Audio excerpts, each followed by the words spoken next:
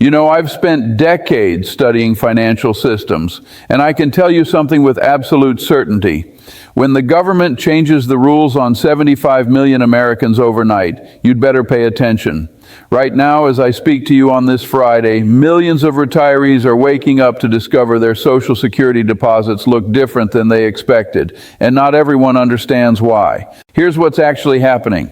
The Social Security Administration just processed the 2.8% cost of living adjustment that started in January 2026. Sounds simple enough, right? Well, here's where it gets interesting. The average monthly retirement benefit increased from $2,015 to about $2,071. That's $56 more per month. But wait, before you start planning how to spend that extra money, you need to understand what nobody's talking about in the mainstream press.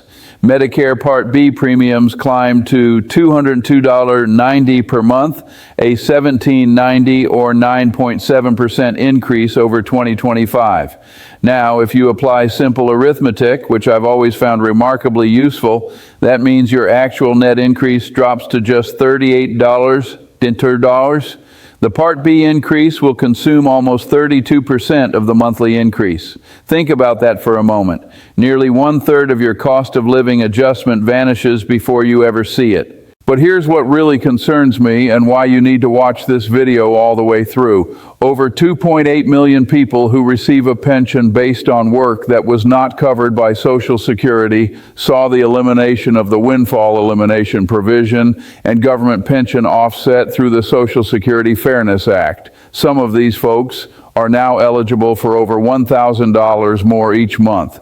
If you're a retired teacher, firefighter, police officer, or federal employee, this could fundamentally change your retirement picture. And there's more. The earnings limits, the tax implications, the full retirement age adjustments happening this very month. Each one of these changes creates either an opportunity or a trap, depending on whether you understand the rules. I'm going to walk you through exactly what these changes mean for your specific situation, because in my experience, the devil is always in the details. Now let me walk you through what's really happening here and why most people are getting this completely wrong.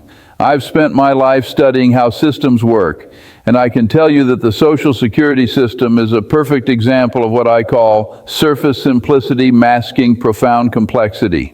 Everyone thinks they understand it until they actually need to understand it, and then they discover there are layers upon layers of rules that interact with each other in ways that can either help you tremendously or cost you tens of thousands of dollars over your lifetime. Let's start with what everyone's talking about. This $56 increase sounds modest, doesn't it?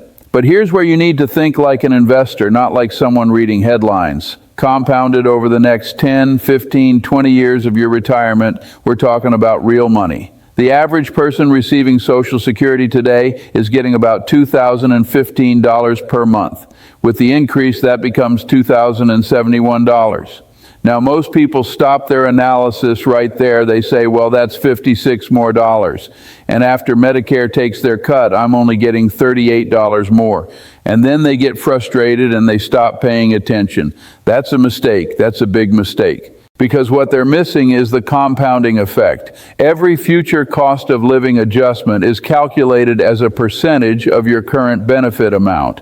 So if your benefit is $2,071 instead of $2,015, and next year there's another cost of living adjustment of, say, 3%, you're getting that 3% calculated on a higher base. Over 20 years, this mathematical reality can mean the difference between having enough money and running out of money.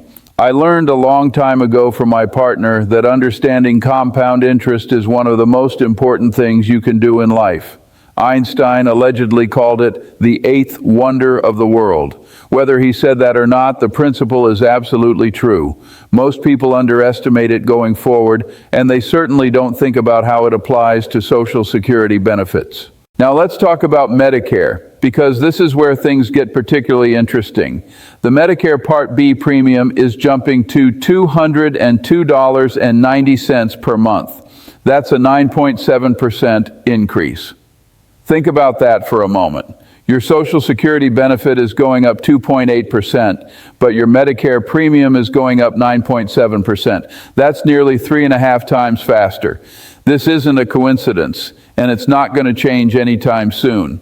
Healthcare costs in America have been rising faster than general inflation for decades, and there's absolutely no reason to believe that's going to reverse course. The fundamental economics of healthcare demand that prices will continue to rise as the population ages and as medical technology gets more sophisticated and more expensive. But here's what almost nobody is telling you about the Medicare premium increase.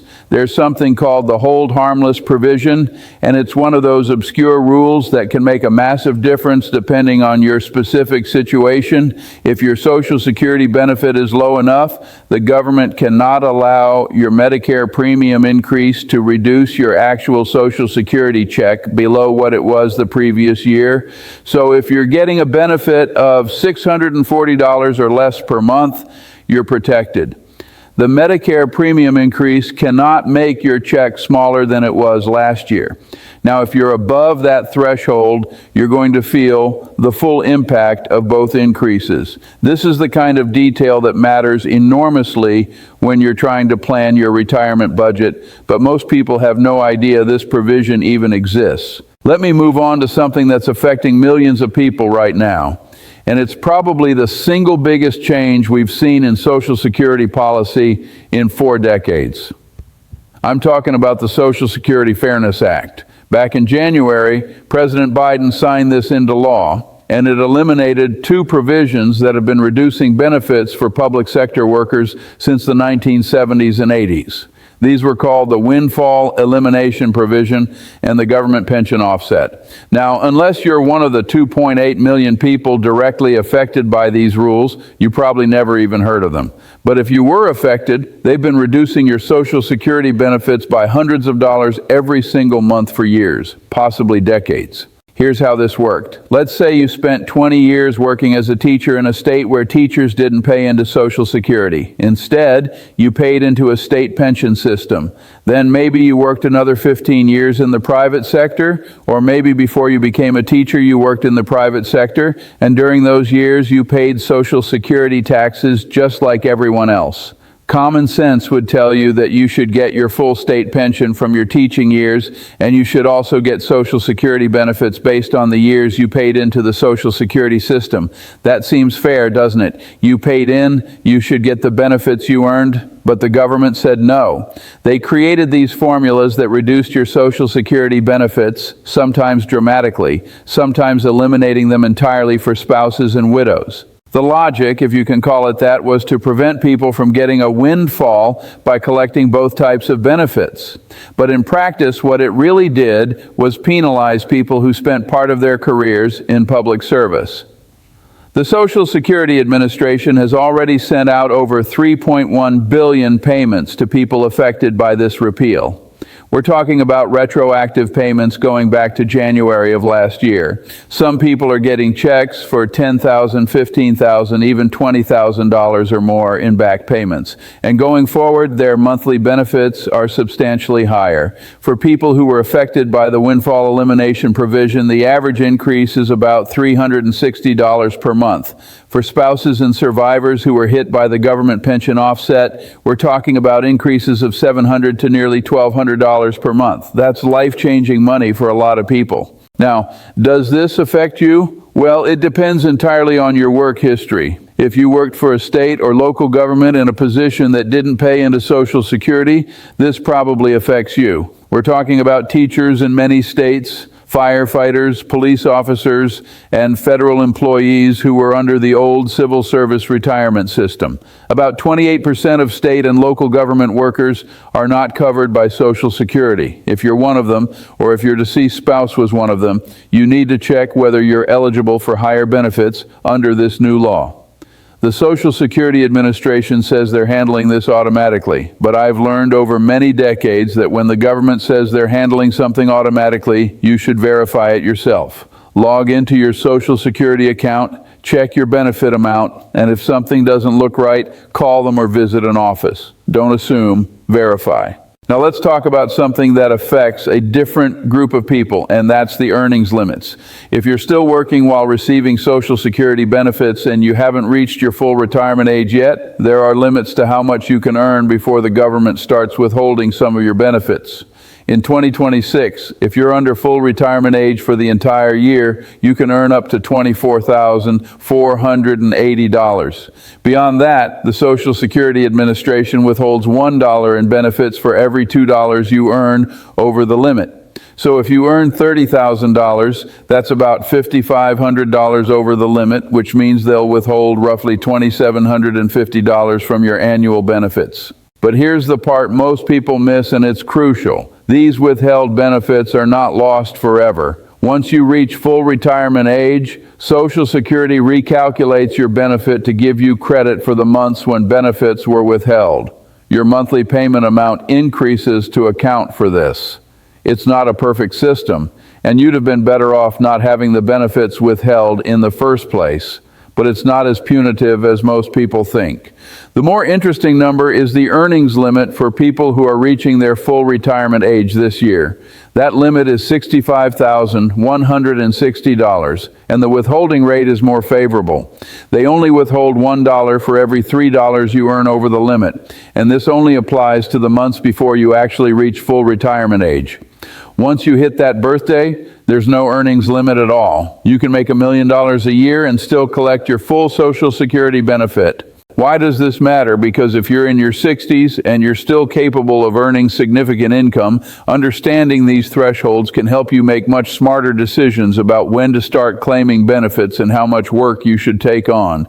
I've seen people make terrible decisions because they didn't understand these rules. They start collecting Social Security at 62 because they think they should. Then they find a consulting opportunity or a part-time job that pays $40,000, and suddenly they're having huge portions of their Social Security benefit withheld. They end up frustrated and angry, feeling like the system cheated them when really they just didn't understand how it worked. There's another change that matters if you're a high earner or if you're still working.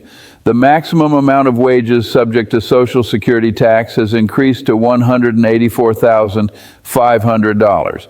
Last year it was $176,100. If you're earning around that level, this means you're going to pay Social Security taxes on an additional $8,400 of income. For someone who's employed by a company, that's an extra $520 in Social Security taxes. If you're self-employed and paying both sides of the Social Security tax, it's over $1,000 more. This is just the reality of how the system is funded. As wages increase across the economy, the taxable maximum increases. It's adjusted every year based on something called the National Average Wage Index. The mathematics behind this are actually quite elegant, even though the results might be frustrating if you're the one paying more. The system is designed so that higher earners pay more into it, but there's also a maximum benefit they can receive. If you reach full retirement age in 2026, having earned the maximum taxable amount throughout your working career, the most you can receive is $4,152 per month. If you waited until age 70 to claim benefits, that maximum increases to $5,251 per month.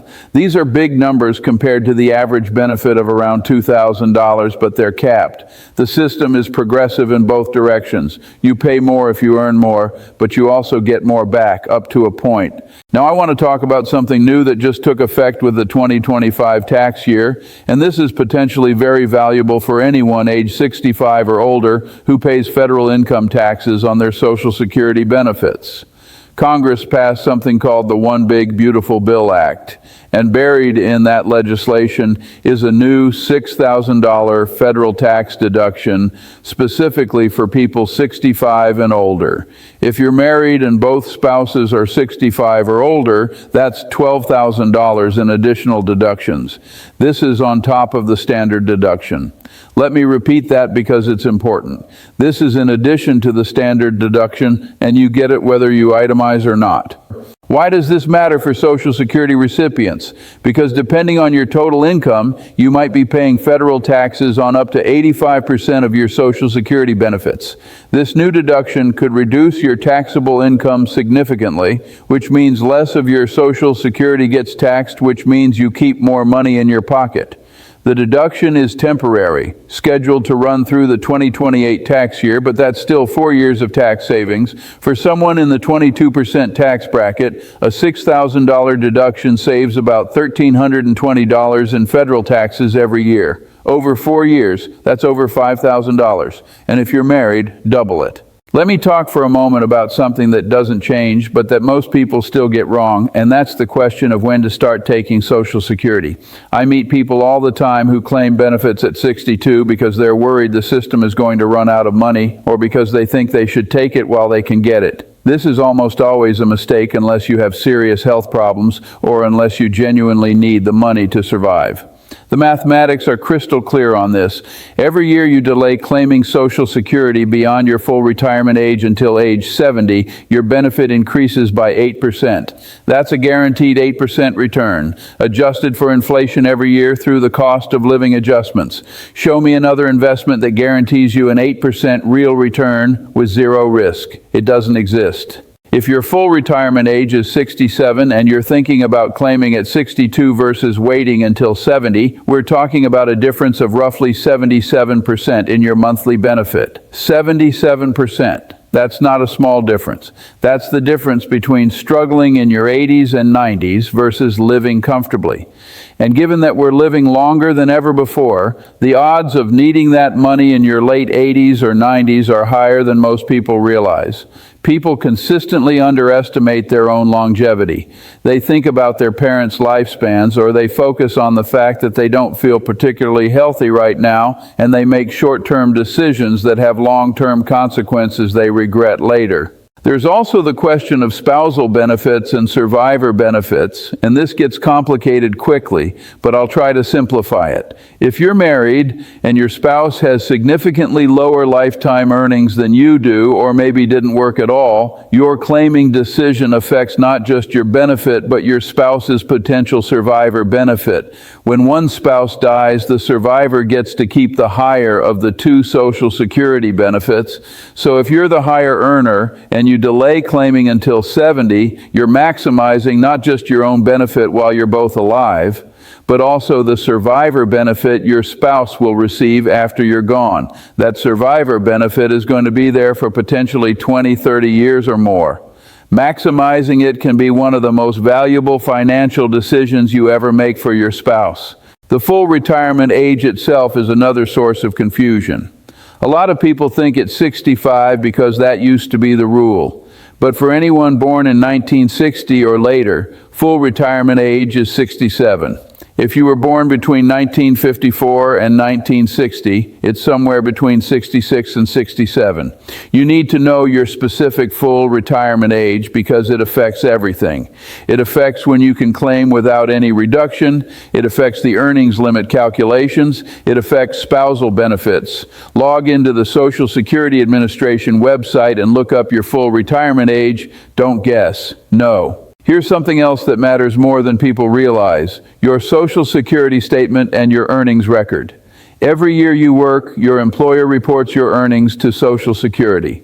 That information goes into calculating your benefit when you retire. But mistakes happen. Sometimes employers report the wrong amount. Sometimes Social Security's computers make errors. Sometimes information just gets lost. You should review your earnings record at least once every few years to make sure everything is accurate. If there's an error and you catch it quickly, it can usually be fixed. If you catch it 30 years later when you're about to retire, it might be much harder or impossible to correct. I've met people who lost thousands of dollars in lifetime benefits because their earnings record was wrong and they never checked it. The way benefits are calculated is also worth understanding, even though the formula is complicated. Social Security looks at your 35 highest earning years, adjusts those earnings for inflation, averages them, and then applies a formula that's weighted to give lower earners a higher percentage of their average earnings as a benefit. This is why someone who averaged $40,000 a year in earnings might get 45% of that amount as their Social Security benefit, while someone who averaged $100,000 might only get 35%.